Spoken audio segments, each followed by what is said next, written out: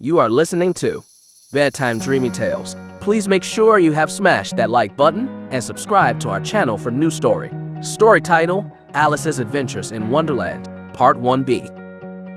What a curious feeling, said Alice. I must be shutting up like a telescope. And so it was indeed. She was now only 10 inches high, and her face brightened up at the thought that she was now the right size for going through the little door into that lovely garden. First, however, she waited for a few minutes to see if she was going to shrink any further. She felt a little nervous about this, for it might end, said Alice to herself.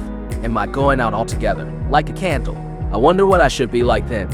And she tried to fancy what the flame of a candle is like after the candle is blown out, for she could not remember ever having seen such a thing. After a while, finding that nothing more happened, she decided on going into the garden at once, but alas for poor Alice. When she got to the door, she found she had forgotten the little golden key, and when she went back to the table for it, she found she could not possibly reach it. She could see it quite plainly through the glass, and she tried her best to climb up one of the legs of the table, but it was too slippery, and when she had tired herself out with trying, the poor little thing sat down and cried. Come, there's no use in crying like that, said Alice to herself, rather sharply. I advise you to leave off this minute.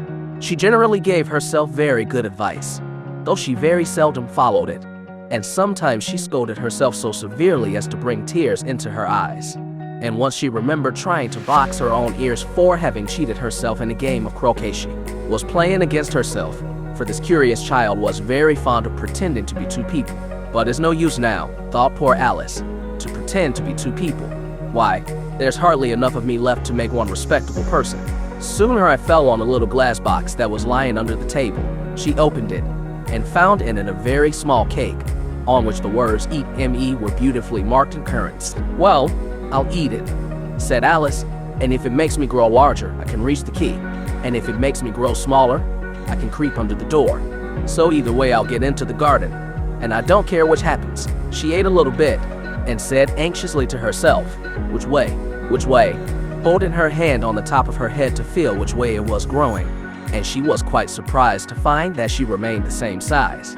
To be sure, this generally happens when one eats cake, but Alice had got so much into the way of expecting nothing but out of the way things to happen, that it seemed quite dull and stupid for life to go on in a common way. So she set to work, and very soon finished off the cake. This is the end of part 1B. Subscribe and stay tuned for the next part. If you like this story, please give this video a like and comment below with your thoughts. See you in the next story.